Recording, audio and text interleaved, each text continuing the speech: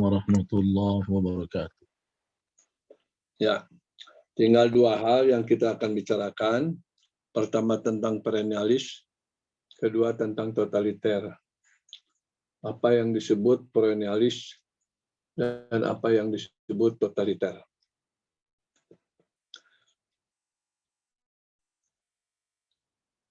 Sudah siap ya? Perennial itu artinya kan kalau dari segi bahasa perennial itu berkelanjutan, abadi. Jadi filsafat perennialisme itu sifat filsafat yang menegaskan sifat-sifat yang abadi. Itu pegang dulu kaidah pertamanya. Karena itu bicara perennialisme, bicara tentang apa karya yang dianggap bisa berlaku saat ini, tapi berlaku pada masa-masa selanjutnya. Itu kira-kira gambarannya. Sebagai contoh mudah, biar cepat dipahami, contoh karya perennialisme itu Ihya Ulumuddin dari Imam Ghazali. Bagaimana pada zamannya sampai Imam Ghazali itu disebutkan sebagai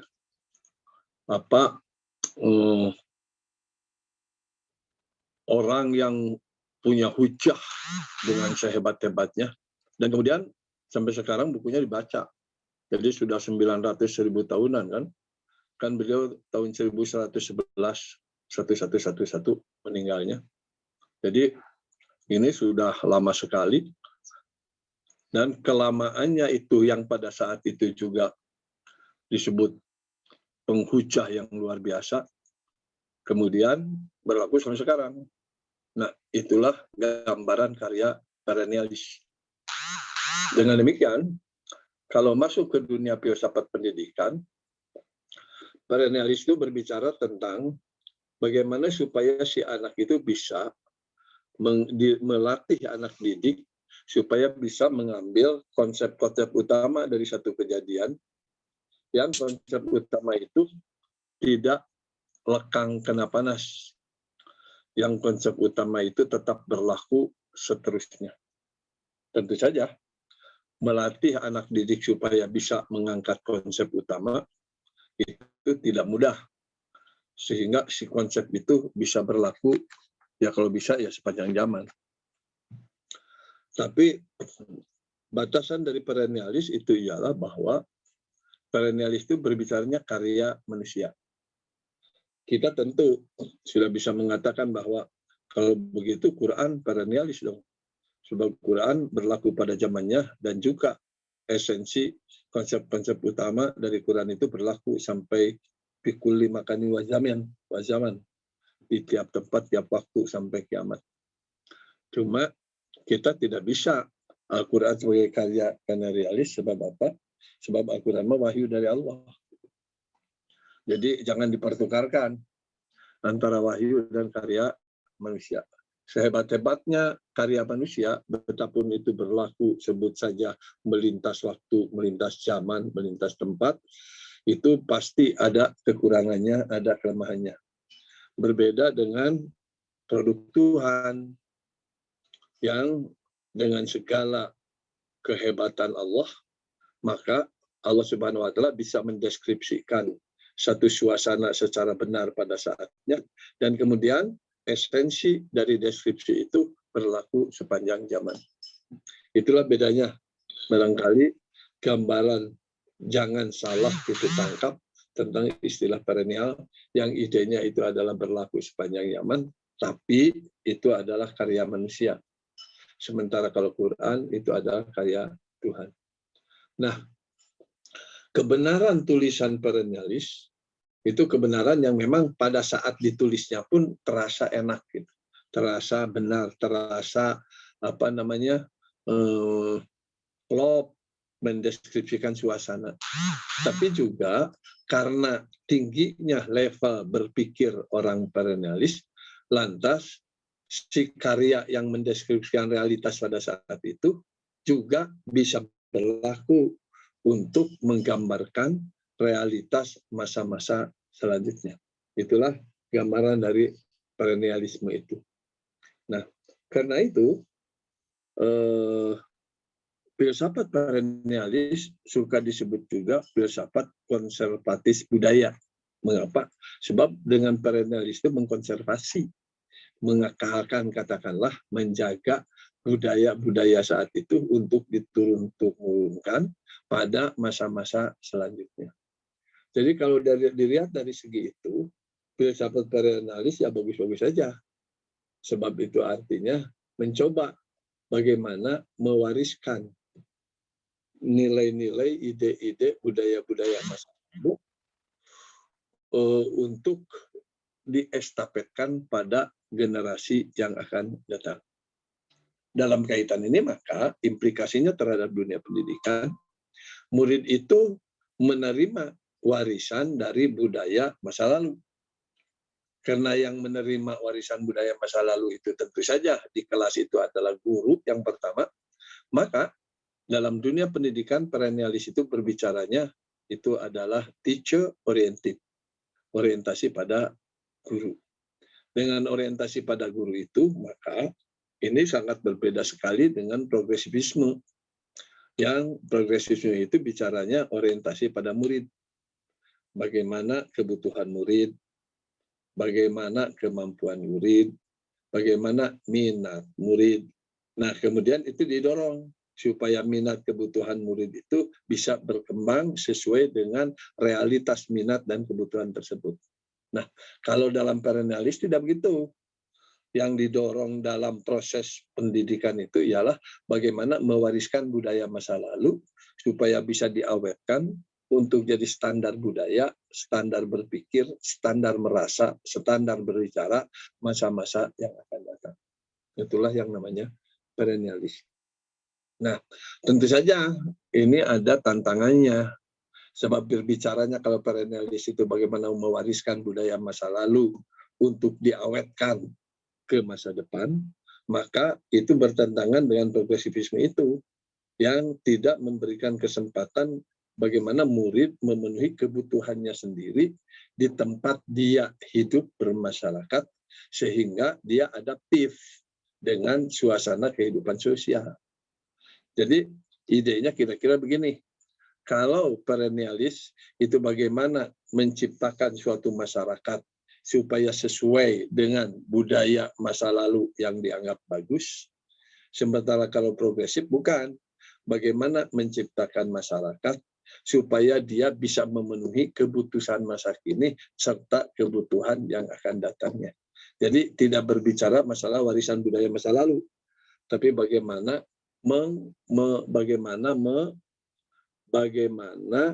mengaktualisasikan ekspresi-ekspresi kebutuhan masa kini untuk supaya mereka itu bisa bertahan hidup pada masa-masa yang akan datang. Yaitu saya kira yang perlu kita tegaskan. Bagaimana dalam Islam? Dalam Islam menurut hemat saya, itu mewariskan masa lalu, nilai-nilai masa lalu itu kewajiban selama itu merupakan kebenaran. Bahasa taroktu fikum amroin, kami tinggalkan kepada kalian itu dua hal. Lain tamasakum bihima lantadillu abada lain tamasakum bihima. Anda tidak akan sesat selama-lamanya kalau Anda pegang teguh itu kitab Allah wa sunnata rasulih, kitab Allah dan sunnah Rasul. Itu menggambarkan bahwa ada irisan yang sama, mewariskan budaya masa lalu untuk masa yang akan datang bila seandainya yang diwariskan itu adalah wahyu dari Allah, kitab dari Allah. Sebaliknya dalam Islam juga mengecam perennialis dalam artian yang negatif, yakni mewariskan budaya masa lalu yang salah. Gitu. Dan dalam kaitan inilah dalam Islam dituntut kreativitas. Bagaimana Anda mampu menseleksi secara kreatif mana warisan masa lalu yang positif, mana warisan masa lalu yang negatif. Ada yang disebut semacam kerangkeng budaya. Apa yang dimaksud kerangkeng budaya itu? terpenjara oleh budaya itu, penjara budaya itu. Biasanya orang kalau sudah terpenjara oleh satu budaya, mereka itu tidak bisa mengetahui apakah itu bagus atau jelek. Pokoknya warisan budaya itu dianggap sebagai sesuatu yang luhur dan harus dijaga. Ini yang tidak dibenarkan oleh Islam. Islam itu harus selalu kreatif dalam arti mencoba menjaga, mencoba memahami realitas-realitas yang terjadi dan kemudian diseleksi mana dari realitas yang ada itu yang bagus. Sebaliknya, kalau seandainya dia bertahan dengan warisan budaya yang dipahami itu jelek, wah itu malah dikecam habis-habisan oleh Al-Quran. Bahasa Al-Quran wabashir ibad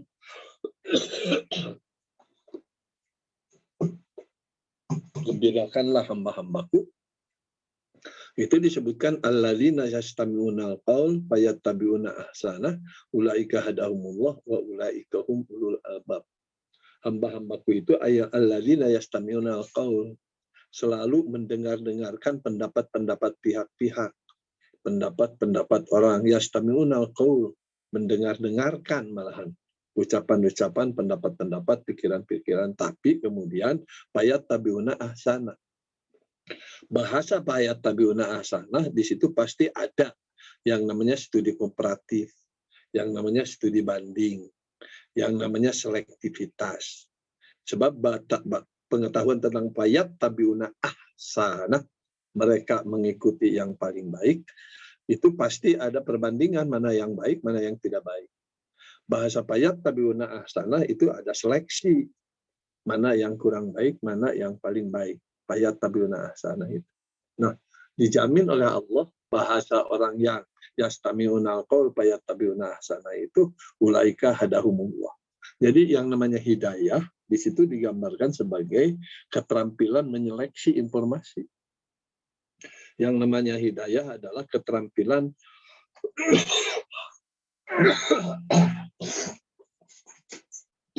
yang namanya hidayah bentuknya keterampilan menyaring berbagai pendapat dan kemudian dilihat mana pendapat yang paling bagus. Tentu saja dengan berbagai argumen, dengan berbagai berbagai keterangan, berbagai dalil. Ya ayyuhalladzina amanu idza ja'akum fasiqun binaba'in fatabayyanu, dengan tabayyunnya yang jelas. Ada yang disebut tafsir bayan, al-bayan. Tafsir itu kan ada 3. Ada tafsir bayani, tafsir burhani, tafsir irfani. Pada daerah tafsir bayani, betul-betul bagaimana ditegaskan keterangan posisi kata, posisi huruf, posisi kalimat, itu bayani. Berbeda dengan tafsir burhani, bagaimana hasil dari penelaahan bayani itu ditransformasikan kepada dunia realitas. Apabila sudah transformasi kepada dunia realitas, apa yang kita pahami dari bayani itu, sampai kepada kita bisa mengambil esensi yang paling dasar dari tafsir-tafsir itu, itulah yang disebut tafsir irfani. Orang arif kadangkala gambarannya tidak hanya dia menyimpulkan berbasis realitas deskripsi yang tertangkap oleh panca indera saat itu saja. Tapi orang yang irfani itu bagaimana menelusuri ke masa depan yang lebih jauh, serta sebab-sebab yang lebih akar itu yang lebih radikal dari berbagai persoalan itu, sehingga bisa jadi secara lahiriah mah kelihatannya rugi, tetapi justru dalam daerah irfaninya itu akan sangat menguntungkan pada masa-masa selanjutnya. Sebagai contoh yang paling monumental tafsir irfani itu ialah Rasulullah menafsirkan perjanjian Hudaybiyah. Kalau Umar bin Khattab serta kawan-kawan sahabat-sahabat Nabi yang lain, yang mayoritas saat itu menganggap bahwa itu perjanjian Hudaybiyah itu merugikan Islam. tapi oleh Nabi ditandatangani aja gitu. Dan ternyata memang akhirnya 2 tahun kemudian kan orang musyrikin Quraisy membatalkan perjanjian itu sebab merugikan mereka. Padahal secara teksnya justru sangat menguntungkan orang-orang Quraisy itu. Nah, itu pemahaman irfani itu pada level orang-orang yang tinggi kemampuannya itu memang ada gitu ya. Tapi pada orang-orang yang level kemampuannya rendah barangkali terperosok kepada kalimat-kalimat teks yang kemudian malahan bisa dibenturkan antar satu teks dengan teks yang lainnya karena tidak memahami secara komprehensif gitu, secara keseluruhan. Kemudian karena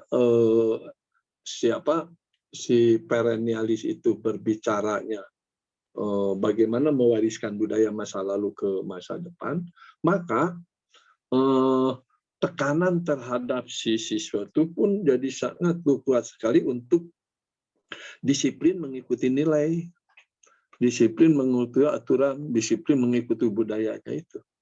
Itu yang terjadi kalau pendidikan perennialis. Ya gambarannya mudah lah, yang Anda mudah tangkap itu saja. Apa namanya?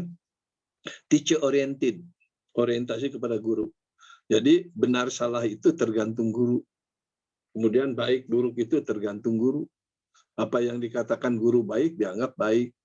Itu biasanya di pesantren-pesantren tahun 50-an, 60-an begitu. Makola ajengan, sodakta ya ajengan gitu. Apa yang diomongkan ajengan pasti benar aja gitu. Makola ustadz, sodakta ya ustadz. Makola kiai, sodakta ya kiai. Itu perennialis itu, pola-pola yang begitu. Jadi betul-betul pewarisan nilai itu akan sangat tergantung kepada penguasaan si kiai terhadap nilai-nilai itu. Dan tentu saja sebagai manusia kan banyak kekurangan. Karena itu bisa jadi di sini ada kritik keras terhadap perennialis, yakni bagaimana dia tidak memberi peluang untuk katakanlah kontribusi murid atau siswa atau mahasiswa terhadap ide-ide atau pikiran-pikiran guru. Nah, kita seharusnya in between ya. Di satu sisi terkait dengan nilai-nilai Islam harus diwariskan secara komprehensif gitu. Tapi pada saat yang sama, saat penafsiran nilai-nilai itu dalam kehidupan aktual, bisa saja itu beragam dan berbeda. Jadi kita itu ada pada 2 level of thinking, 2 level of thinking, 2 tingkatan kemampuan berpikir. Yang high level thinking itu kalau berpikir pada level tinggi itu konseptual. Sedangkan lower level thinking berpikir pada tingkat rendah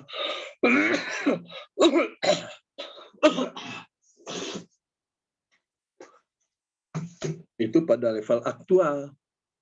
Jadi itu sama dengan bahasa think globally but act locally. Berpikirnya berpikir global, tetapi kalau bertindak sesuaikan dengan prioritas lokal. Jangan berpikir global lantas dipaksakan untuk kepada lokal. Belum tentu. Sebab apa? Tiap daerah berbeda-beda. Jadi mestinya kita ada namanya itu ada hubungan, ada koneksi antara perennialis di satu sisi dan progresivisme di sisi lain. Kemudian, maka kalau seandainya perennialis itu bicaranya pewarisan budaya masa lalu, maka yang ditekankan itu kepada siswa bagaimana memahami utuh budaya masa lalu itu. Karena itu tekanannya lebih kepada penalaran di samping pada isi informasi keilmuan. Jadi informasi keilmuan itu sisi, tapi juga bagaimana keterampilan menalar pada sisi lain. Nah, dalam kaitan ini supaya nalarnya itu terbentuk secara disiplin bagus, maka biasanya dalam proses pendidikan perennialis itu pada tahap-tahap awal itu ditekankan sekali alat-alat untuk memahami masa depan. Itu perennialis itu caranya. Contoh kalau di pesantren, Anda tidak mungkin berbicara tafsir Jalalain itu sebelum Anda menguasai nahwu sorofnya. Dari nahwiyah sorofnya di satu sisi, setelah itu selesai baru ke tafsir-tafsir. Gitu. Sementara bisa jadi ada apa kebersamaan, tapi kebersamaan itu hanya dalam rangka pelatihan teknis saja. Jadi sebetulnya nahwiyah sorfiyahnya sih belum selesai, akan tetapi diberikan juga apa itu dulu saya di pesantren itu yang berbicara tentang tentang tauhid itu bukunya hijau Al-Wadih kalau tidak saya judulnya itu jadi dibersamakan dalam rangka pelatihan aja. Saya kira sama terkait dengan Jalalain juga. Bisa jadi alfiahnya belum tamat, tapi Jalalainnya dilaksanakan juga. Dengan demikian ada semacam di satu sisi pemahaman dasar tentang bagaimana memahami yang selanjutnya, akan tapi pada saat yang ada pelatihan. Dan itu biasanya lebih bagus itu. Lebih bagus. Sehingga tatkala yang satu selesai bisa memahami secara utuh bagaimana penerapannya pada yang lain. Artinya gini, sebetulnya tidak bisa sih filsafat itu hanya mengandalkan satu aspek, satu segi, satu sudut. Tapi tatkala mau dilaksanakan, itu perlu kita mengandalkan juga gambaran atau pandangan filsafat yang lainnya. Saya rasanya pas itu kalau seandainya digabungkan antara progresivisme di satu segi si John Dewey itu, kemudian dengan perennialisme itu. Oke. Nah, dalam dunia pendidikan, dalam pembelajaran umpamanya biasanya guru kalau di perennialis itu bagaimana 15 atau 20% waktu pertama itu membicarakan tentang cara berpikir untuk memahami 80% waktu belajar selanjutnya. Jadi ada semacam persepsi, ada semacam pengenalan pertama dari guru tentang cara berpikir, memahami, etc. Dan itu jarang dilakukan. Biasanya orang langsung saja membicarakan tentang materi, tentang isi. Mestinya sesuai dengan apa yang dikatakan tadi masalah perennialis, yakni persoalan metodologi, cara berpikir, kemampuan berpikirnya, sistematika berpikirnya atau keterampilan penalaran itu, maka itu diawali dulu konstruksi berpikirnya. The school of thought. Jadi bagaimana alur pikirnya. Jadi umpamanya sebelum Anda berbicara masalah sholat, puasa, haji menurut mazhab Imam Syafi'i umpamanya, Anda harus awali dulu bagaimana cara berpikir Imam Syafi'i. Gitu. Bagaimana beliau itu memakai ikhtiyaton, masolih musalah, dan macam-macamnya itu. Sehingga dengan demikian, tatkala masuk ke daerah fikih Syafi'iyah, itu mudah memahami sebab di sini sudah didasari. Begitu juga kalau Anda bicara umpamanya fikih-fikih Hambaliyah, fikih-fikih Hanafiyah, dan Malikiyah. Itu semuanya ada konstruksi berpikir yang berbeda itu antara yang satu dengan yang lain. Kalau Imam Syafi'i kan yang namanya apa itu ijma dijadikan sumber hukum itu kuat sekali. Yang dimaksud ijma dijadikan sumber hukum, bagaimana ijma para sahabat waktu zaman Abu Bakar dijadikan sandaran hukum apabila ada kejadian yang sama pada zaman Umar bin Khattab. Itu kira-kira gambaran dari ijma-nya itu sebagai sumber hukum.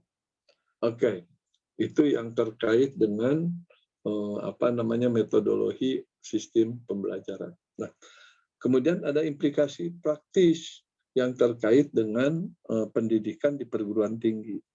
Pendidikan di perguruan tinggi bagi perennialis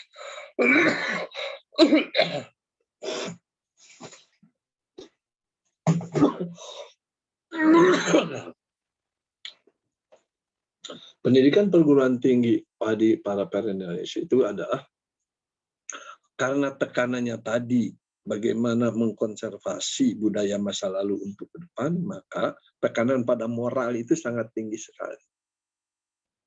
Dan seharusnya itu demikian. Sebab bagi kita umpamanya sebagai orang Islam, itu keberhasilan itu lebih terletak kepada moralnya itu. Bukan lantaran kecerdasan tanpa dibarengi moral yang bagus. Malahan ini sudah dibuktikan ya.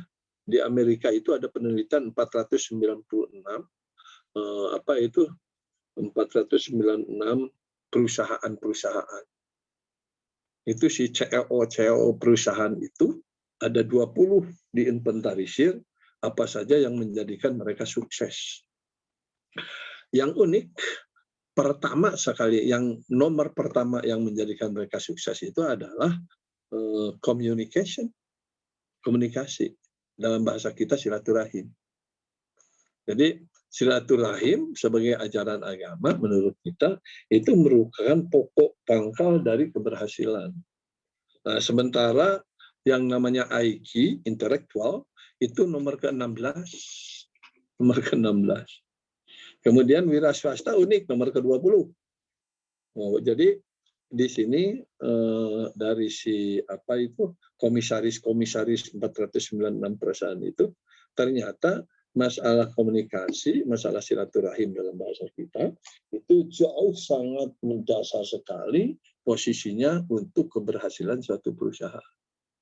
Betapapun perusahaan itu dilengkapi oleh orang-orang yang sangat cerdas, high level thinking, jadi berpikir tingkat tinggi, tapi kalau seandainya kurang komunikasi, kurang silaturahim, itu tidak akan bisa mencapai keberhasilan. Itu tuh gambaran dari perennialis. Kemudian tatkala pendidikan berpusat pada guru, yakni sebagai pewaris ide-ide masa lalu untuk dikonservasi kepada masa yang akan datang, maka ini yang disebut kebenaran pun jadi lain. Bagi perennialis, kebenaran itu adalah kebenaran kebenaran yang terwariskan, bukan kebenaran yang didapatkan. Jadi kebenaran itu terwariskan. Biasanya kelompok-kelompok agama sangat perennialis. Biasanya. Mengapa? Sebab menganggap nilai-nilai agama itu mempunyai kebenarannya, mempunyai nilai kebenaran, yang kebenarannya itu tadi, di kulli zaman wa makan itu. Bisa diterapkan pada tiap waktu dan tiap tempat. Karena itu pantas kalau orang-orang agama biasanya agak konservatif. Gitu. Nah, sebetulnya kalau kita perhatikan dalam Islam, tidak sekaku itu sih. Sebab dalam Islam ada bahasa man sanna sunnatan hasanatan itu. Walau ajrun wa ajru man amila biha biwari ayan kusau ujruhu. Siapa yang bisa berkreasi, menciptakan hal-hal yang baru, maka dia mendapat pahala, ditambah pahala seluruh orang-orang yang mengikuti pola baru itu. Itu yang terkait dengan masalah muamalah. Berbeda dengan Islam itu kalau seandainya berkait dengan ibadah mahdoh. Kalau pakai dalam ibadah mahdoh, dalilnya man amila itu. Man amila amalan laisa alaihi amruna fahuwa raddun. Siapa yang beramal tidak berbasis perintah kami, ya tertolaklah. Jadi di dalam Islam itu ada semacam kekakuan itu bertindak, yakni dalam hal-hal ibadah mahdoh. Sehingga Rasul mengatakan man amila amalan laisa alaihi amruna fahuwa raddun, pasti tertolak kalau tidak mengikuti persis Rasulullah. Tapi pada saat sama, kalau seandainya berkaitan dengan persoalan-persoalan sosial, persoalan-persoalan perkembangan, tantangan kehidupan manusia, dalam arti non ibadah mahdoh, Rasul sempat mengatakan man sanna sunnatan hasanatan. Kalau ajrun wa ajrun man amila biha biwari ayam bisa. Itu tuh kira-kira gambaran perennialis di dalam filsafat kita ini. Silakan kalau ada pertanyaan. Soal Prof. Ya.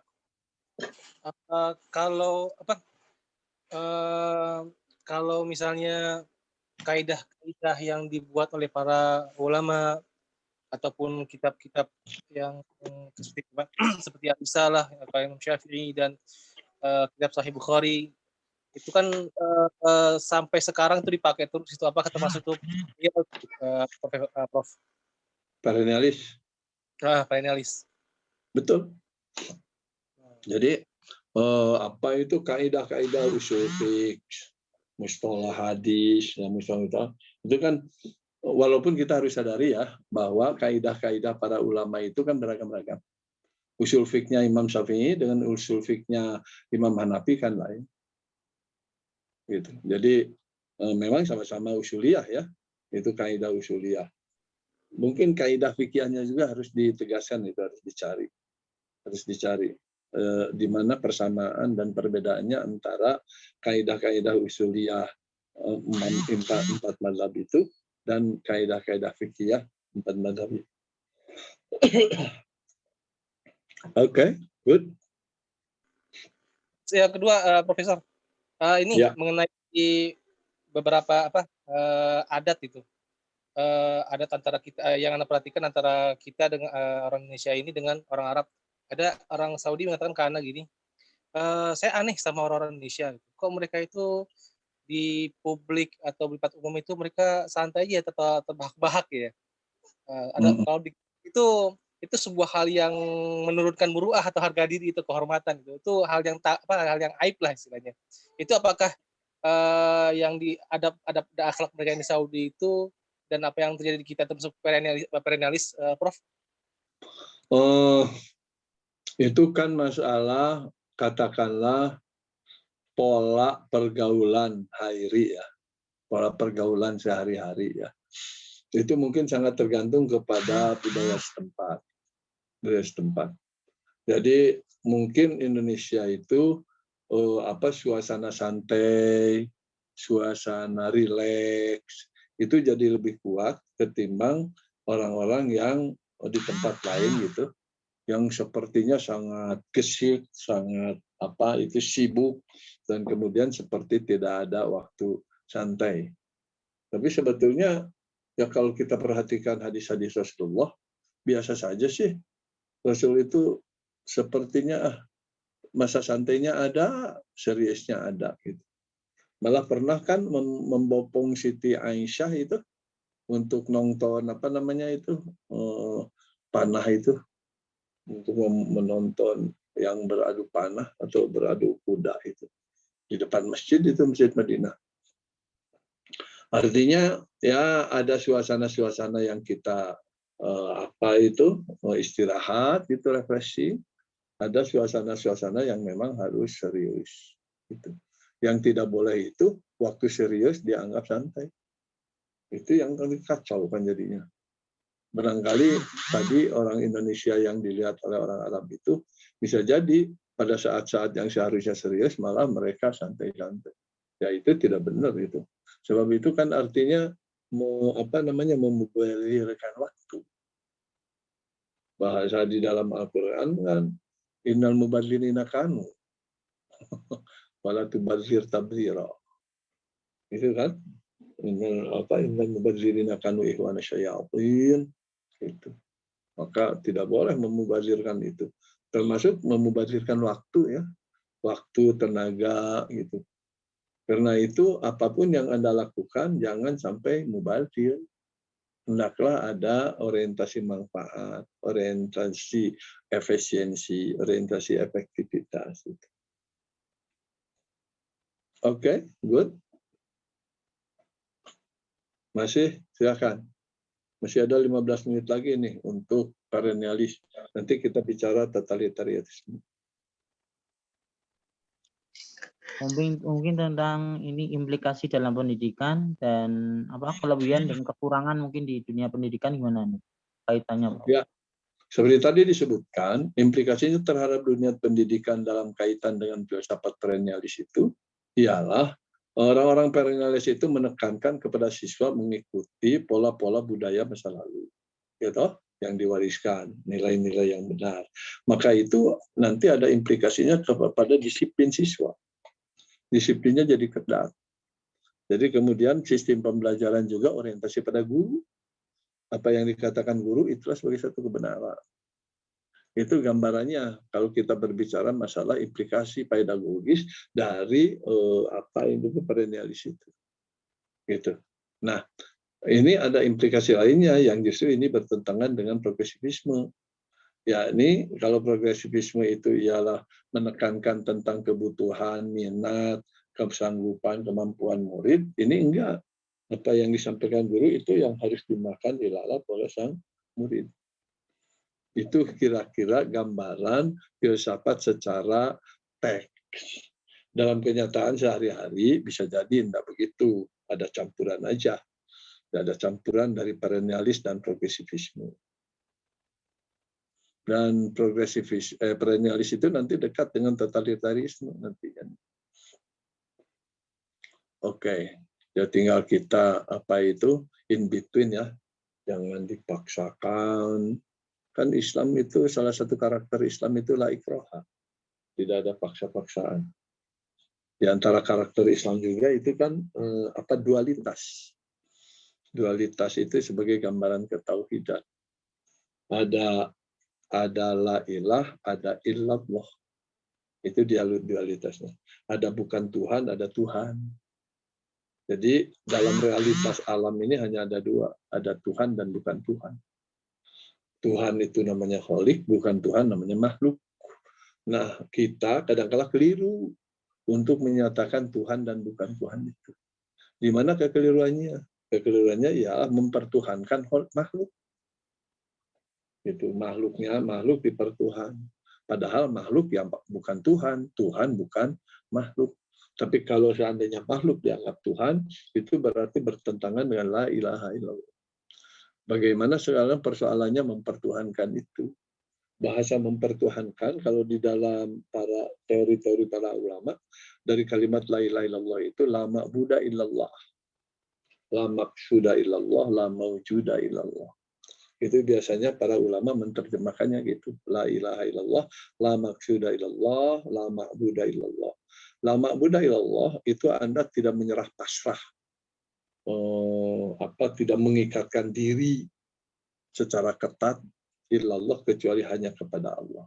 Ma'bud abid kan, la ma'buda illallah, tidak Anda menjadi abid, tidak menjadi hamba kecuali Anda itu menghamba kepada Allah. Jadi kalau Anda menghamba kepada partai, menghamba kepada duit, menghamba kepada jabatan, menghamba kepada ijazah, menghamba kepada macam-macam di luar menghamba kepada Allah, itu pada hakikatnya musyrik. Itu tolong harus hati-hati itu. Jangan sampai Anda menghamba kepada selain Allah. Apa sih gambaran menghamba kepada selain Allah itu? Gambaran menghamba kepada selain Allah itu adalah berpikir, berperasaan, berperilaku yang bertentangan dengan keinginan Tuhan yang kita pahami. Itulah perlunya ideasionalitas. Jadi ideasionalitas itu maknanya bagaimana sebetulnya pemahaman terhadap teks-teks Al-Quran itu atau kemampuan kita melaksanakan teks-teks Al-Islam itu tergantung kepada pemahaman kita terhadap teks. Nah, dalam kaitan ini diperlukan kejujuran, diperlukan betul-betul kelurusan hati. Jadi bisa saja A dan B itu bertentangan, tetapi sama-sama A dan B itu diridhoi oleh Allah, karena A dan B itu walaupun bertentangan memahami Al-Quran, sama-sama jujur dengan hati sepenuh hati dia, bahwa itulah yang dia mampu memahami Al-Quran. Sebut saja umpamanya, kasus Imam Syafi'i dan kasus Imam Hanafi. Imam Hanafi itu kan bersentuhan dengan perempuan tidak batal. Tapi kalau Imam Syafi'i paling tidak pengikut-pengikut Syafi'ah yang mengklaim diri pengikut Syafi'ah di Indonesia bersentuhan dengan perempuan itu batal. Jadi batal dan tidak batal itu ujungnya bukan tergantung kepada ayatnya, tapi tergantung pada pemahaman dia terhadap ayat.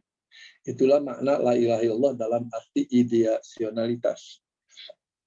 Jadi berbasis idea yang dia miliki, maka dia menganggap bahwa bersentuhan dengan perempuan itu tidak batal. Berbasis ideasionalitas juga yang orang miliki, bersentuhan dengan perempuan itu batal. Jadi batal dan tidak batal ayatnya sama. Tapi kemampuan memahami ayat yang berbeda. Nah, dalam keadaan kemampuan memahami ayat yang berbeda, padahal ayatnya sama, maka umat Islam perlu ada toleransi, saling memahami. Itulah yang tadi disebutkan itu. Jadi bagaimana jangan shock benar sendiri. Apa bahasanya? Wala takunu minal musyrikin. Anda jangan jadi manusia musyrik. Ciri manusia musyrik itu gimana? Minal ladina farraqu dinahum wa kanu syi'an kullu hizbin bima ladaihim farihun. Itu surat ke-30 itu Ar-Rum ya. ayat sesudah berapa ya? 31-32. Minal ladzina farraqu dinahum wa kanu syi'an kullu hizbin bima ladayhim farihun. Ciri orang musyrik itu yakni orang yang minal ladzina farraqu dinahum, orang yang suka memecah belah agama-agama mereka. Wa kanu syi'an, jadilah orang beragama itu berpecah-pecah. Ayat Syiah, ada kelompok-kelompok. Kullu hizbin, tiap partai, tiap kelompok, bima ladaihim, dengan pendapat yang mereka pegang, farihun, berbangga. Jadi berbangga dengan pendapat sendiri dan menganggap orang yang berbeda pendapat dengan dia seolah-olah bid'ah, haram, macam-macam, padahal sama-sama dari Quran dan hadis. Hati-hati, itu sebab termasuk kepada kelompok minal musyrikin. Wala takunu minal musyrikin. Minal ladzina farraqu dinahum wa kanu syi'an kullu hizbin bima ladaihim farihun. Jadi bagaimana kita dituntut untuk paham pada Al-Quran, tapi pada saat yang sama rendah hati untuk tidak kemudian menuduh sembarangan saja kepada orang yang berbeda pendapat dengan kita, yang mereka pun sama-sama itu dari Quran dan hadis juga. Jadi dalam Islam itu kita dituntut di satu segi memegang teguh pemahaman kita terhadap Al-Quran, namun pada saat yang sama kita pun dituntut untuk rendah hati dan kemudian menghargai pendapat orang lain yang berbeda dengan kita. Kalau itu sama-sama dari Quran dan hadis. Itulah yang sering saya katakan, pada ujungnya sih sebetulnya kita itu bukan melaksanakan Quran dan hadis. Pada ujungnya kita itu melaksanakan Quran dan hadis sesuai dengan kemampuan kita memahami Quran dan hadis. Dalam kaitan ini toleransi, apabila pendapatnya berbeda ya kita jalankan. Oke, silakan yang lainnya. Assalamualaikum, izin. Ya. Mohon barangkali untuk diluruskan jika apa yang saya pahami keliru, Profesor. Jadi kalau kaitan dengan perennialisme dan progresivisme. Jadi dalam agama kita kan diantara syarat amal itu selain beriman, kelas adalah ittiba.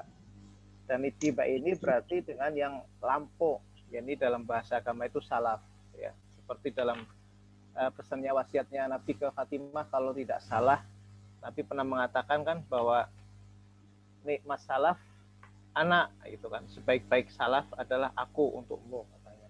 Nah, yang saya pahami begini, Profesor, mohon diluruskan. Saya khawatir bahwa saya salah paham. Kalau dalam perennialisme yang saya pahami dalam agama, maka sebenarnya kita memang harus melihat kepada yang dulu, yang salaf gitu. Karena memang kebenaran ada di Rasulullah SAW dan para sahabat. Ya. Kemudian, tetapi kaitan dengan progresivisme itu adalah bahwa kita sebagai thalibul ilmi, sebagai siswa itu tetap diberikan kewenangan kaitan dengan berpikir ke depan. Apakah benar yang saya pahami ini antara penggabungan antara perennialisme dengan progresivisme sehingga tidak meninggalkan satu dari yang ada ini? Mohon arahannya, Profesor. Jadi begini. Dari tinjauan agama yang saya pahami. Ya, jadi begini. Itulah untungnya kita ya. Tatkala kita bekerja paruduhu ilallah wa rasul itu untung sekali. Kita dibimbing oleh hadis untuk atiullah wa atiur rasul. Kita dibimbing, itu Al-Quran. Dibimbing oleh hadis untuk paruduhu taraktu fikum itu amraini lain tamasaktu bina wa lan tadilu abada, yaitu kitab Allah wa sunnat rasul. Itu untung itu. Sebab gini. Saudara, perlu diketahui biasanya orang itu merasa, berpendapat, berpikir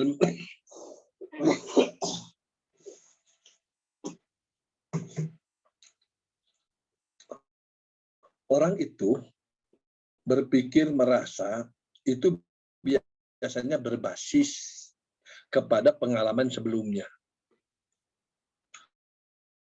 Mengapa orang berpendapat bahwa masakan ibu lah masakan dari ibunya? Karena itu masakan ibu itu suka dipuji, enak saja. Masakan nenek. Mengapa? Sebab mula-mula merasakan makanan itu, ya itu hasil ibunya atau hasil nenek. Jadi berbasis pengalaman masa lalu, orang biasanya menilai kepada masa-masa selanjutnya dengan kacamata masa lalunya itu. Paham, bisa dipahami ini? Oke. Dengan berbasis pengalaman masa lalu, lantas dijadikan kaca pandang, dijadikan kerangka berpikir, memahami masa yang akan datang, maka kita kadang-kala bisa terbawa hanyut oleh pandangan-pandangan yang terus-menerus beruntun dari masa-masa sebelumnya. Padahal manusia dengan segala kelebihan dan kekurangannya bisa jadi warisan-warisan itu berbelok-belok dari satu waktu ke waktu yang lain. Itulah untungnya kita dengan bahasa parudduhu ilallah wa rasul. Fa in tanazatum bi syai'in parudduhu ilallah wa rasul. Kembali kepada Allah dan Rasul. Jadi boleh Anda mengikuti pendapat-pendapat sebelum kita, namun pada saat yang sama tetap ada standar pendapat pokok, yakni teks Al-Quran dan hadis itu. Saya ambil contoh nih ya, Di Indonesia itu 350 tahun orang dijajah oleh Belanda. Kemudian konon 3,5 tahun dijajah oleh Jepang. Kemudian sebelumnya ada Inggris, ada Portugis, ada apa macam-macam lah gitu ya. Mungkin kalau di total jumlah penjajahan di Indonesia itu bisa 400 tahunan. Iya toh? Oke. Nah, saya ambil contoh kecil. Dalam berpakaian, orang-orang Belanda itu pakaiannya ya sebut saja kalau celana itu sampai menutupi mata kaki. Sampai menutupi mata kaki. Nah, kemudian sekarang tergali, oh sebetulnya Nabi enggak suka itu orang memakai pakaian dengan menjulur menutupi mata kaki. Nah, namun kemudian ada kebetulan sahabat Umar bin Abu Bakar Siddiq yang katanya suka merosot itunya celananya itu sehingga menutupi mata kaki. Sampai kemudian ditanyakan bagaimana tentang Abu Bakar? Oh, Abu Bakar enggak. Apa namanya yang menutupi mata kaki itu? Ya. Isbal. Isbal. Apa? Isbal. Isbal. Ya. Nah, mengapa kita tidak langsung aja kepada Quran dan hadis? Kalau hadisnya gitu, isbal itu tidak boleh, ya udah tinggalkan aja. Gitu. Tapi kemudian orang karena sudah 350 tahunan membiasakan diri memakai pakaian-pakaian isbal itu, yang turunan yang itu dijadikan kebanggaan pada waktu dijajah sebagai pakaian yang modern, sebab dipakai oleh orang Belanda yang menjajah itu.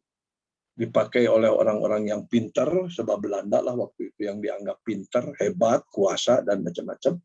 Sehingga untuk memahami ayat itu, dia berbasis pikiran-pikiran yang sudah terjajah 350 tahun.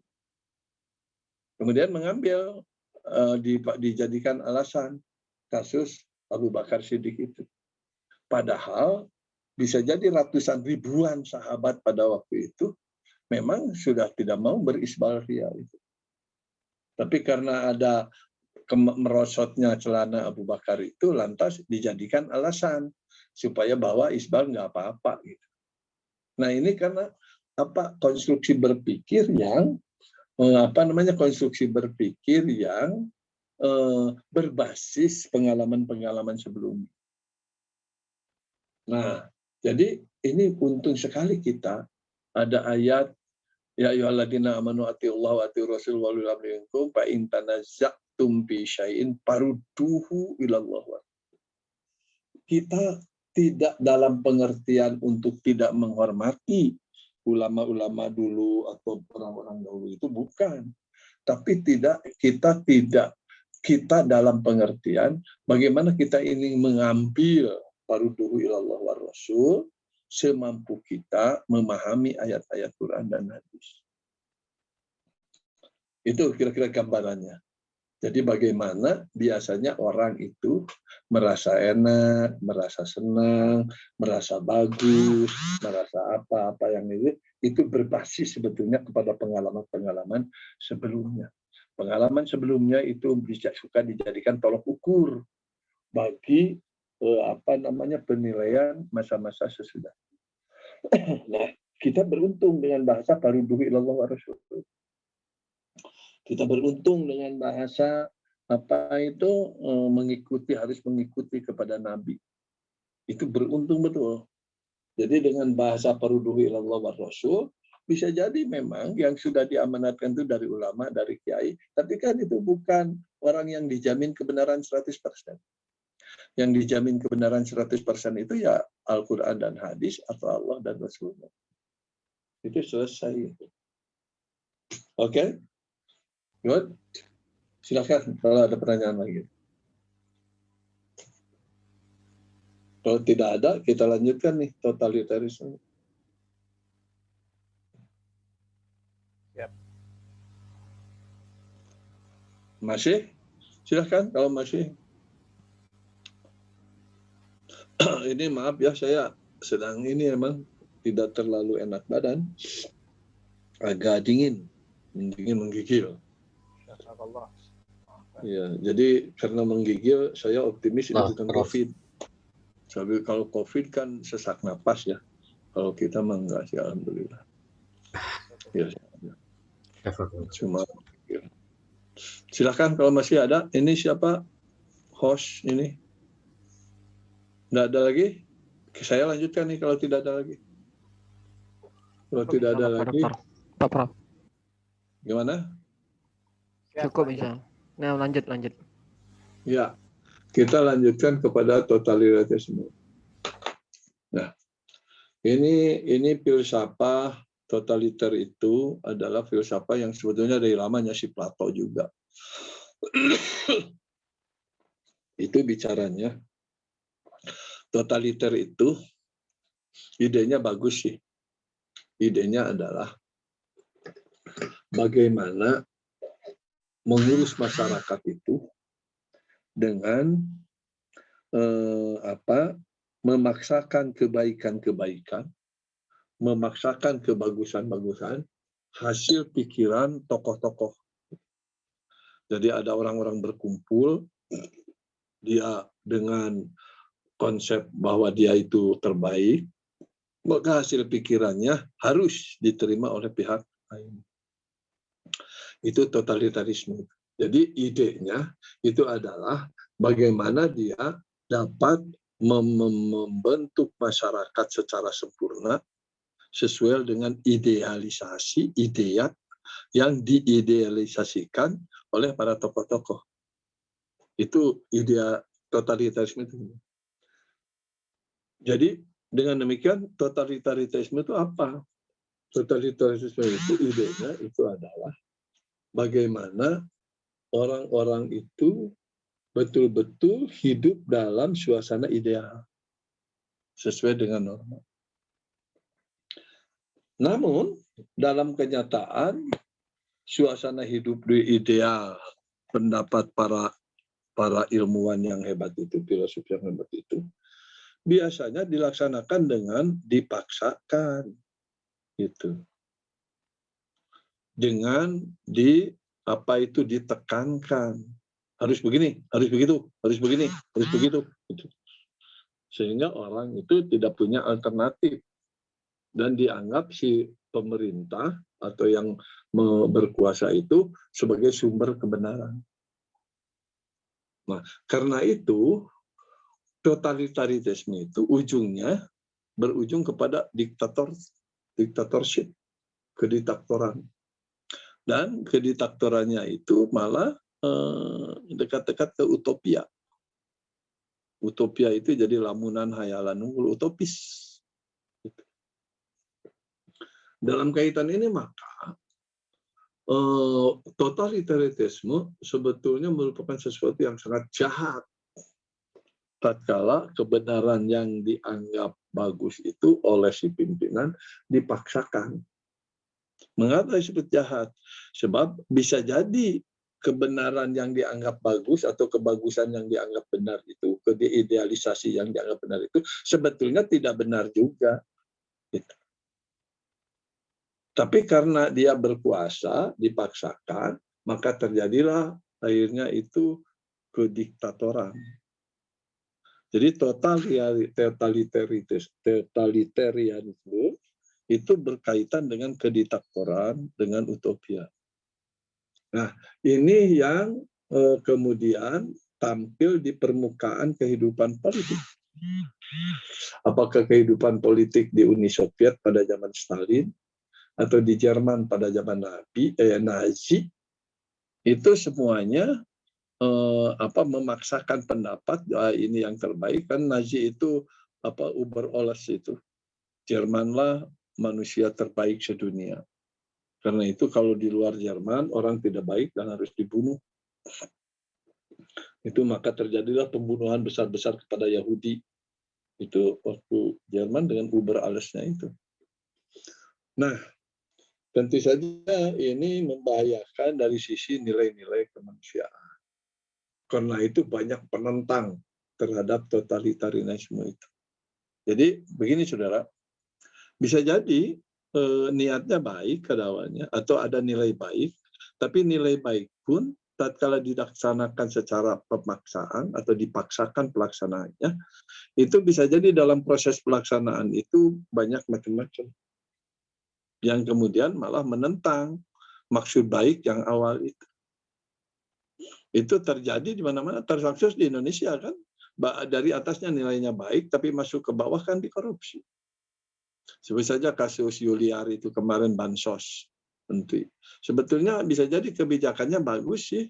Bagaimana tiap orang mendapatkan bantuan sosial 300.000. Tapi kemudian tatkala 300.000 itu dijadikan materi, gula, minyak, gandum dan macam-macam, itu sampai untuk dia sendiri ada kelebihan 17 miliar. Dan itu sogokan. Tapi kemudian jatah dari itunya, dari bansos itu semuanya 37 triliun. Jadi bisa dibayangkan itu dari atasnya merupakan gambaran-gambaran baik, tapi ke bawahnya kan ada bocor-bocor. Dan pasti itu duit triliunan itu tidak dimakan sendiri. Gitu. Ya kita ini harus suatu waktu ketemu itu. Di mana ujung dari koruptor-koruptor itu. Sekarang kan sudah banyak diketahui orang bahwa para koruptor itu ternyata berlindung di satu partai tertentu. Dan unik, kalau kemarin itu berkembang apa itu? Yang berbuat salah bawang merah, tapi yang jahat bawang merah, tapi yang disalahkan bawang putih. Itu kasus kemarin kan? Yang jahat bawang merah, yang disalahkan bawang putih. Yang jahat berbaju merah, tetapi yang dipenjara baju putih. Itu bersebar luas itu kenapa? Karena itu ada proses ke bawah yang sebetulnya bisa jadi kurang tepat terkait dengan bisa jadi kalau di atasnya didagangkan yang bagus-bagus, tapi ke bawah jadi yang jelek. Oke. Nah, dalam kaitan inilah maka dalam dunia sosial dan dunia politik atau sosial politik itu totalitarisme itu dibenci orang, dan orang tidak senang dan tidak enak dengan istilah itu. Dan memang kemudian totalitarisme itu membabat habis yang namanya ide-ide demokrasi. Kita belum tentu setuju banget tentang demokrasinya ya, secara one man one vote itu. Sebab one man one vote itu sebetulnya tidak menghargai kualitas manusia. One man one vote itu. Masa sih seorang yang sudah berpendidikan S1, S2, S3 disamakan harganya dengan orang yang sama sekali tidak berpendidikan. Gitu. Jadi one man one vote dalam demokrasi itu jadi masalah. Tapi sekaligus dengan totalitarisme itu demokrasi pun terbabat habis. Tidak ada itu. Jadi kalau seandainya di suatu negara yang totaliter, yang memaksakan kehendak dan kemudian tidak mengapresiasi aspirasi, apresiasi masyarakat itu totaliter. Ya bisa jadi sih dalam pelaksananya biasa, senyum-senyum gitu ya, kayak orang ramah, kayak orang lembur yang polos gitu. Tapi kalau dia memaksakan pendapat, memaksakan kehendak, walaupun kehendak itu salah dan sama sekali tidak ada manfaat bagi pihak lain, maka itulah totaliter. Gitu. Jadi Anda jangan anggapan seolah-olah kalau totaliter, diktator itu orangnya bengis gitu ya, kemudian matanya pelotot, kemudian apa itu. Ya enggak lah. Orang totaliter, diktator itu ya biasa-biasa saja sebagai manusia, dia tersenyum, bisa apa itu, macam-macam kehidupan sosial ramah. Gitu. Tapi tatkala dia berpendapat, maka pendapat itu dimiliki sendiri dan tidak boleh orang lain berbeda pendapat dengan dia. Itulah totaliter. Itulah diktator. Itulah diktator. Dalam Islam perlu diketahui bahwa Nabi itu diktator dari segi ibadah mahdoh. Dalam ibadah mahdoh tidak ada alternatif kecuali ikut pada beliau. Tetapi dalam ibadah sosial, Nabi mempersilahkan yang tadi itu hadisnya. Man sanna sunnatan hasanatan. Tapi dalam ibadah mahdoh, man amila amalan laisa alaihi amruna fahuwa raddun. Tertolak kalau berbeda sedikit saja dengan apa yang diungkapkan atau diperintahkan oleh Rasul. Karena itu di dalam ibadah mahdoh, jangan coba-coba mencipta-ciptakan. Jangan mencoba-coba menambah-nambahkan. Ya udah subuh 2 rakaat, ya udah 2 rakaat aja. Maghrib 3 rakaat, ya udah 3 rakaat saja. Isya 4 rakaat, ya udah Isya 4 rakaat saja. Jangan dikurangi, jangan ditambah. Sebab rodun tertolak. Gitu. Tetapi unik di dalam masalah-masalah sosial yang tidak terkait dengan ibadah langsung, ibadah mahdoh langsung, ibadah sosial, itu dipersilahkan. Jadi saya sering mengatakan bahwa kita itu wajib toleran dalam hal-hal kebaikan. Dan wajib intoleran dalam hal-hal kemaksiatan, keburukan. Apa yang disebut maksiat buruk itu? Yang menentang kepada kehidupan Nabi, yang menentang kehidupan Al-Quran, yang menentang naskah-naskah, tuntunan-tuntunan, bimbingan, norma-norma, aturan-aturan Al-Quran. Itu adalah mungkar. Jadi umat Islam itu hebat memang. Dia wajib toleran terhadap kebaikan, tapi pada saat yang sama wajib intoleran kepada kemaksiatan. Itulah bahasa lain dari amar ma'ruf nahi munkar. Oke. Nah, kemudian hal yang harus ditegaskan dengan otoritarianisme itu, maka dituntut keseragaman tindakan dari atas sampai bawah. Itu berarti menentang pluralitas. Tidak ada pluralitas itu di dalam otoritarian, gitu. Dan karena tidak ada pluralitas dalam kehidupan sosial, maka dalam masyarakat yang totaliter tentu pemikiran-pemikiran kritis, pemikiran-pemikiran opsional itu dilarang.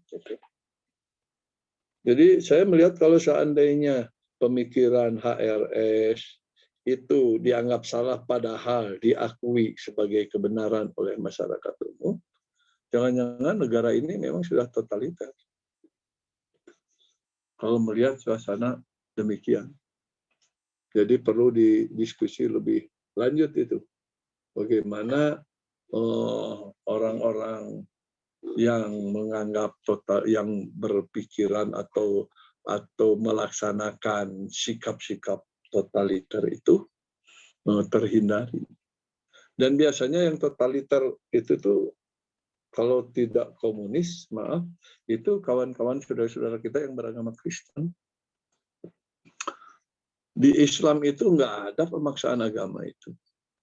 Tapi di Kristen waktu Spanyol direbut oleh orang-orang Eropa itu, orang-orang Islam yang di sana hanya diberi 3 pilihan. Keluar, masuk Kristen, atau dibunuh. Itu kan totaliter, itu gaya totaliter ya begitu.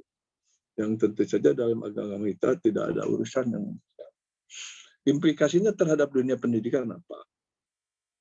Dunia pendidikan dengan totalitarisme itu artinya tidak ada peluang atau celah siswa untuk mengembangkan pikirannya sendiri. Pikiran-pikiran siswa, pikiran-pikiran murid, malah pikiran-pikiran guru itu dipatok dengan satu lini, satu alur pikir tertentu. Dulu di pesantren juga ada pola gitu. Biasanya yang terkait dengan fikih dan tauhid. Jadi kalau satu pesantren fikihnya sudah fikih A, pemainnya mazhab A, ke bawahnya itu ada terus. Sehingga kalau seandainya berbeda mazhab pasti ditentang. Nah, dan kemudian dijadikan seolah-olah bermazhab itu wajib. Artinya mengikatkan diri kepada satu alur pikir dianggap wajib. Padahal dalam Islam tadi bahasa saya itu taraktu fikum itu farudduhu ilallah wa rasul. Jadi kita beruntung sebetulnya dengan bahasa farudduhu ilallah wa rasul, maka peluang untuk terpenjara oleh pikiran-pikiran warisan yang bisa jadi ada kelemahan, ada ketidakbenaran, itu terhindar. Itu kira-kira gambaran umum dari totalitarianisme.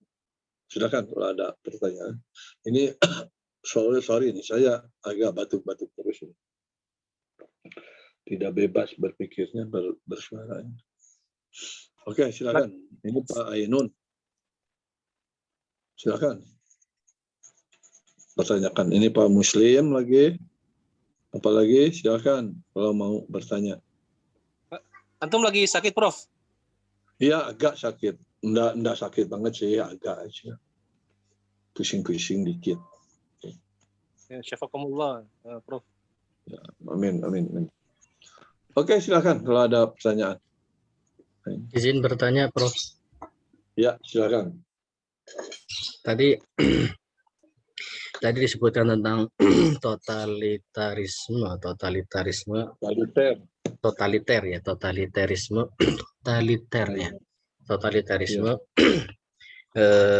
bahwa itu ada pemaksaan itu intinya di pemaksaan untuk melakukan sesuatu yang idealis menurut yang punya ide, kan? Ya, betul. Nah, kemudian di dalam Islam sendiri juga ada ya bagian yang adanya pemaksaan, tidak ada pilihan lain. Ada tauqifi ya, jadi tidak ada pilihan lain gitu. Apakah lantas bisa dikatakan bahwa di dalam Islam itu ada totalitaris atau totaliter atau ada istilah lain gitu, Pak Prof? Jadi gini, memang kalau ada bedanya gini, kalau totaliter itu biasanya di dalam tindakan perilaku. Jadi sebut saja umpamanya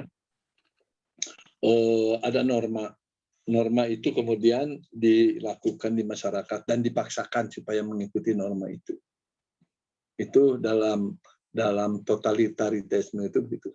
Nah, dalam Islam, norma yang dipaksakan yang tidak boleh berubah itu adalah ibadah mahdhah. Tetapi dalam pelaksanaannya ternyata para ulama-ulama dulu berkaitan dengan fikih ibadah itu ternyata juga beragam-ragam. Jadi tidak berbasis kekuatan politik sehingga peluang untuk beragam-ragam itu terbuka. Yang agak disiplin untuk supaya tidak merepotkan kehidupan sosial di dalam fikih itu malahan ini Malaysia. Malaysia itu kan fikihnya kalau disebutkan fikih Syafi'i ya sudah, yang lain itu tidak boleh masuk. Gitu. Kalau di Indonesia kan fikih apapun masuk, apalagi di Muhammadiyah kan. Muhammadiyah itu kan mengklaim diri tidak bermadzhab. Karena tidak bermadzhab maka Muhammadiyah tidak terikat kepada pikiran-pikiran salah satu dari 4 mazhab itu. Tetapi longgar aja. Kalau dari mazhab ini bagus ya dipakai, kalau mazhab itu yang bagus pakai, gitu aja. Nggak serta-merta harus mengikatkan diri kepada satu alur pikir. Istilahnya mazhab itu dalam bahasa Inggris the school of thought. The school of thought. Jadi alur pikir, satu alur pikir mazhab itu. Nah, di sebagian masyarakat kita justru kepada pemazhaban itu ada yang sangat begitu terikat. Walaupun bisa jadi pengetahuan tentang ide-ide mazhab itu juga belum diketahui, yang belum mengenal. Tapi kalau disebutkan mazhab anu, ya sudah, semuanya seolah-olah harus begitu. Nah, dalam Islam sebetulnya terdapat peluang untuk berbeda pendapat yang tadi itu. Wabashir ibad alladzina yastami'ul qaul fayattabi'una ahsana. Jadi fayattabi'una ahsana kan bisa menurut yang ini yang ahsan, menurut yang itu ini yang ahsan. Berbeda-beda. Karena itu tidak totaliter dalam artian praktis. Tetapi secara normatif sebetulnya Islam menghendaki atau begitu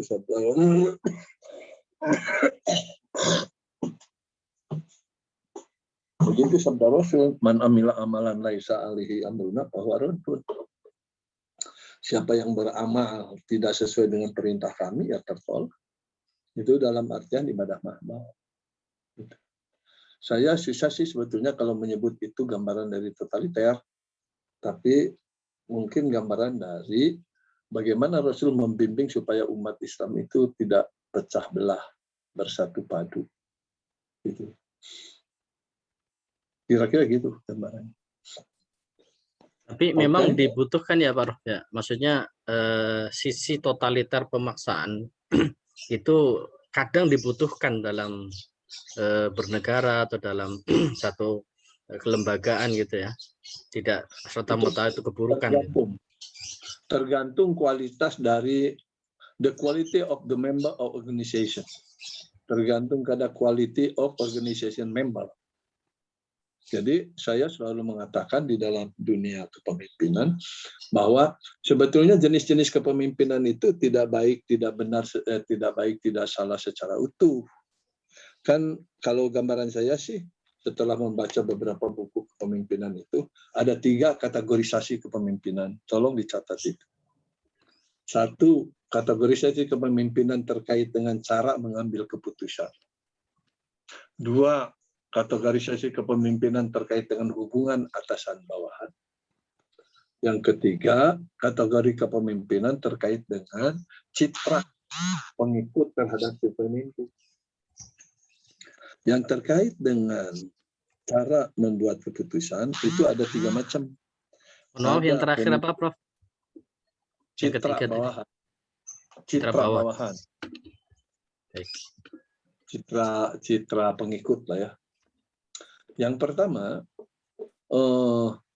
kategori kepemimpinan yang terkait dengan cara membuat keputusan itu ada 3 macam. Ada yang membuat keputusan sendiri tanpa melibatkan orang lain, itulah yang disebut diktator. Ada pembuatan keputusan yang melibatkan pihak lain secara baik, dan di situ ada maju mundur tergantung kepada mana yang terbaik. Itulah dianggap demokrasi.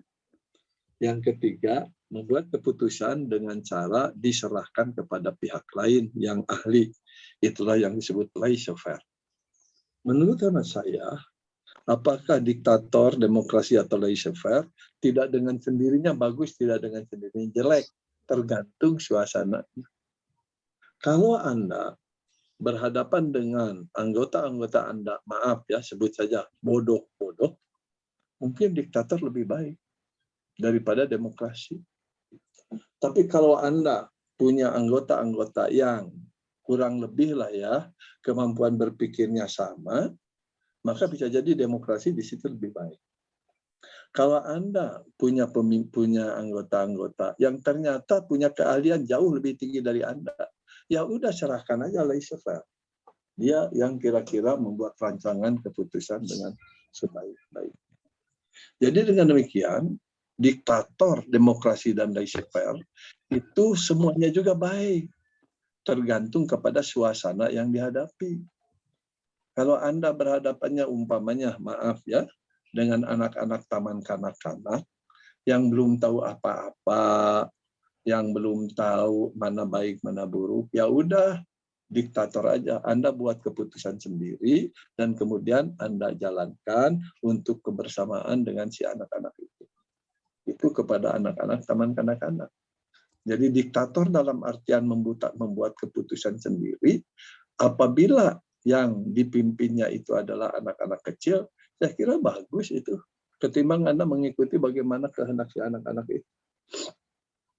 Gitu. Sebab mereka kan belum tahu apa-apa. Belum mengenal suasana lingkungan, belum macam-macam. Yang mengenal yang macam-macamnya itu kan Anda sebagai guru. Oke, begitu juga tentang laissez-faire dan demokrasi. Yang kedua, itu kategori kepemimpinan terkait dengan hubungan atasan bawah. Terkait dengan hubungan atasan bawahan itu ada dua, ada transaksional, ada transformasional. Apa itu hubungan atasan bawahan transaksional?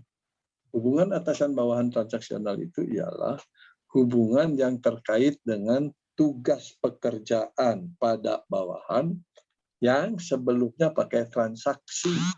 Bila kamu bisa mengerjakan ini kamu akan dapat anu-anu. Biasanya yang sangat transaksional hubungan atasan bawahan itu ialah tentara, polisi, atau kejaksaan, atau malah guru. Guru, kalau Anda bisa mengajar begini-begini, bisa meluluskan begitu-begitu, dapat hadiah anu-anu. Itu kan transaksi. Nah, saya khawatir ya, di Indonesia, masalah hukum di Indonesia itu ditegakkan, dilaksanakan, itu atas dasar transaksional. Jadi ada pesanan transaksi dari, katakanlah oligarki Cina, untuk menghukumi orang-orang ustadz-ustadz tertentu. Dan apabila ustadz-ustadz tertentu bisa dihukumi begini, begitu, dia dapat bagian gitu.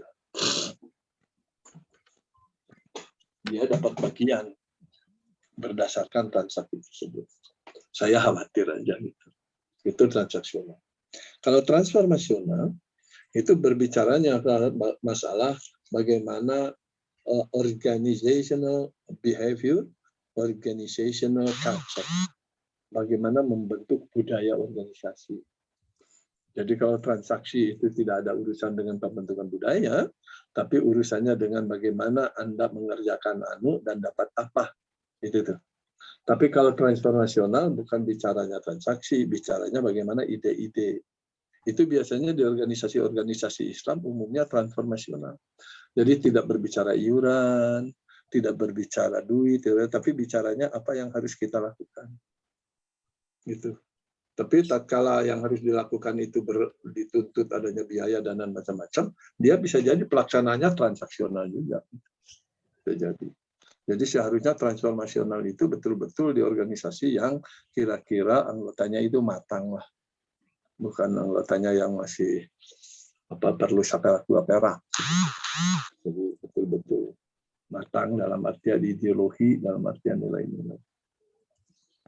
Itu yang kedua. Yang ketiga ada kategorisasi berdasarkan citra masyarakat yang dipimpin. Itulah yang dinamakan pemimpin harismatik. Pemimpin harismatik, pemimpin yang punya harisma ke bawahnya. Jadi saudara begini, bisa jadi yang diktator juga harismatik, bisa jadi yang demokrasi harismatik, bisa jadi yang laissez-faire juga harismatik. Tapi tidak mesti kalau seandainya harismatik, dia itu demokrasi. Enggak. Yang harismatik itu bisa saja diktator. Gitu. Yang diktator itu juga bisa saja umpamanya dia itu transformatif. Bisa jadi transaksional juga. Dia bisa memaksa orang berbuat begitu dalam rangka justru ada transaksinya. Gitu. Itulah yang saya khawatirkan kemarin saya tulis di Facebook itu. Gimana ini? Jangan-jangan itu si jaksa-jaksa, si hakim-hakim itu transaksional dengan orang-orang tertentu yang ingin melampiaskan nafsu kekuasaannya dalam rangka yang tadi itu. Bawang merah yang jahat, bawang putih yang salahkan. Oke, itu kira-kira gambarannya. Silakan kalau masih. Bawang merahnya ada moncong putihnya sih. Iya. Jadi memang ada masalah ini batuk-batuk.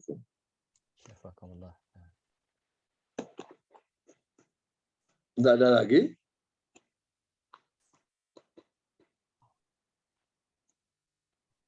Tidak ada pertanyaan? Kalau tidak ada lagi saya tutup nih. Kalau yang citra pengikut itu gimana, Prof? Bagaimana? Masih yang terakhir itu citra pengikut atau bawahan? Iya, itu kan yang ketiga itu citra pengikut itu harismatik itu. Jadi ada pemimpin harismatik. Itu karena si pengikutnya itu menganggap bahwa si pemimpin itu betul-betul sumber kebenaran, betul-betul penanutan yang harus diikuti dalam hal kebenaran. Tapi jangan lupa, yang harismatik juga bisa sebetulnya dia itu diktator. Jadi dia memaksakan keputusan itu dibuat sendiri, kemudian dipaksakan kepada pihak lain, ada totaliternya, tapi kemudian berharisma. Karena apa yang dia putuskan terasa kebaikannya oleh masyarakat bawah. Karena apa yang dia paksakan kepada pihak lain secara totaliter itu ternyata oleh masyarakat bawahnya diterima sebagai satu kebaikan dan mensejahterakan. Jadi bisa jadi itu orang yang diktator itu harismatik. Jadi jangan serta-merta atau tidak perlu serta-merta. Kalau misalnya diktator pasti buruk, belum tentu juga. Tergantung masyarakatnya, masyarakat yang dipimpinnya.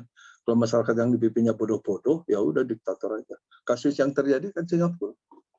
Singapura itu jangan dikuancu, semuanya itu enggak ada urusan, paksakan semuanya. Tapi akhirnya maju juga Singapura. Jadi di negara-negara terbelakang mungkin diktator itu malah bagus ya. Di negara-negara yang terbelakang. Yang susah itu diktator tapi bodoh. Wah itu dungu kata bahasa si Rocky. Mau diktator tapi dungu. Ya dia sebetulnya hanya jadi boneka pihak lain aja. Itu kacau gitu. Kalau Pak Anies ya, Prof, gimana Prof? Bisa kita katakan nggak ini? Kalau Pak Anies itu bukan endorse ya, Prof. Jakarta. Pak Anies atau Pak Jokowi? Pak Anies atau Pak Jokowi? Ya iyalah. Pak Anies mah orang baik, orang hebat. Jauh dong. Secara kualitas personal quality itu jauh itu. Yang satu profesor dengan bahasa Inggris, bahasa Arab yang bagus, dengan percaya diri yang tinggi, yang lain itu tukang tukang bangku itu tuh yang kursi meja. Memang lain. Jadi personal quality-nya lain lah. Prof, jadi berarti kalau ada beberapa momentum totalitarisme itu memang bisa kita terapkan, tidak semuanya jelek. Contohnya misalnya kalau pemimpin menghadapi wabah, kan harus memberikan satu keputusan yang demi kemaslahatan, walaupun nggak semua orang suka, tapi demi kemaslahatan harus ada unsur totalitarisme juga seperti itu. Jadi nggak. Awalnya kami memandang sebelum kuliah hari ini diktator dan totaliter itu sepertinya stigmanya negatif, rupanya tidak semua seperti itu. Ya. Tapi kalau diterapkan di pendidikan boleh nggak dok? Misalnya kalau di lembaga kami masalah akidah sudah dogma. Kalau masalah akidah penerapannya begini totaliter, karena kan akidah ranah debatable gitu. Tapi kalau masalah-masalah yang furu boleh kita gitu. Boleh nggak kalau diterapkan dalam pendidikan seperti itu? Bisa. Saya kira bisa kalau Anda itu sebut saja lembaga pendidikannya boarding ya, boarding school, berasrama itu Anda sepenuhnya punya otoritas untuk menentukan etika pergaulan di dalam, gitu. Dan kemudian dikasih sanksi kalau seandainya pelanggaran terhadap etik terjadi. Jadi ada etika murid, ada etika guru, etika tata usaha, etika pimpinan gitu. Itu saya kira harus gitu. Walaupun nanti proses dari pembentukan etikanya bisa demokrasi, bisa laissez-faire. Artinya pembentukan etikanya itu bersama-sama gitu. Nanti sesudah ada kebersamaan, kemudian dipaksakan untuk dilaksanakan. Dalam arti kalau tidak mengikuti etika itu ada sanksi. Itu kan sama aja dengan fa'iza azamta fatawakal 'ala Allah. Kalau sudah Anda membuat putusan, ya udah kita tegaskan keputusan itu. Gitu. Jadi jadi gini, ada level pembuatan keputusan, yakni demokrasi, laissez-faire atau otoriter. Ada level pada tingkat hubungan atasan bawahan, itulah yang terkait dengan transaksional dan transformasional. Dan ada pada bawahan bagaimana mencitrakan si pimpinan tadi. Gitu. Kalau bawahan itu mencitrakan si pimpinan itu sebagai sumber nilai, sumber kebaikan, nah itulah pemimpinnya karismatik. Oke, good. Silakan kalau masih ada. Makasih Prof, cukup. Ya, kalau sudah cukup, insya Allah pada Ahad yang akan datang kita sudah masuki ujian akhir semester. Ya, mudah-mudahan Anda bisa bagus ujiannya. Oke, good. Subhanakallahumma wa bihamdika asyhadu an la ilaha illa anta. Subhanakallahumma wa bihamdika asyhadu an la ilaha illa anta astaghfiruka wa atubu ilaik. Wassalamualaikum. Waalaikumsalam warahmatullahi wabarakatuh.